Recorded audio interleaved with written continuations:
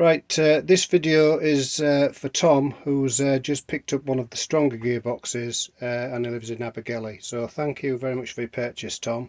And this is the assessment video of your gearbox, what you've just exchanged. You may be shocked to see this, but you did say there was quite a loud noise coming from the front of the gearbox and you thought it was the clutch release bearing. That wasn't the case. This is the front main bearing. And as you can see, there's 1, 2, 3. There's probably four ball bearings missing out of that race, and the case. They're enclosed in a little case.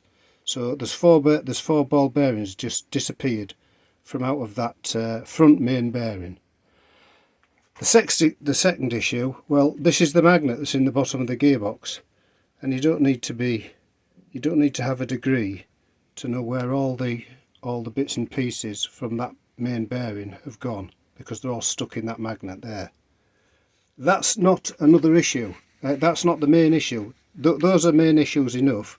But another thing is, this is the input shaft bearing. It's a caged roller bearing, and again there's one bearing missing out of that. But whoever rebuilt this gearbox, and it has been rebuilt in the past, there's a spacer goes between on the input shaft. There's a spacer that goes between the caged roller bearing and the main bearing at the front, and somebody has used a nut for that spacer. That's supposed to be a round spacer, so somebody's compromised. They've either lost the spacer and they've shoved that in place. So that's another issue.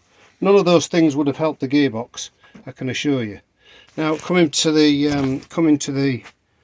synchro hubs, this is your third and fourth synchro hub, and all the springs are intact. They're not broken. The only thing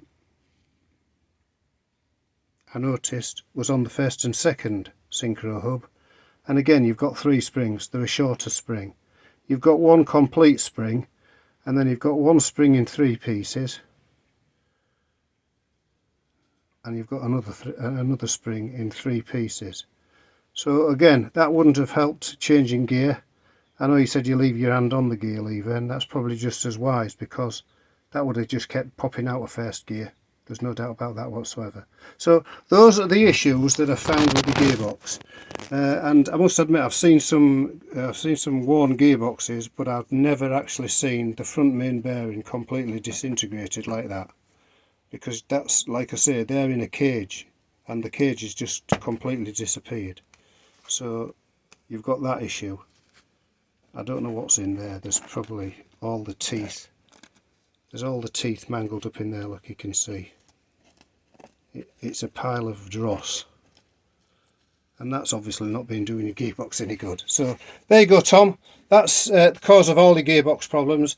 As far as the teeth on the gears are concerned, they're about average for wear and tear. There's no chipped teeth on them. The lay gear, there's no chipped teeth on the lay gear as well, so that can be used again. So thanks very much for your purchase, Tom, and that's your assessment video. So I hope you found that interesting, and anybody else who's watching these videos, that can be a major issue. If you've got noise coming from the front of your gearbox, it's not always the clutch release bearing, because when this bearing wears, it will make a rumbling noise that sounds like it's coming from in the bell housing. So that's another bit of information for you. Thanks for watching the videos.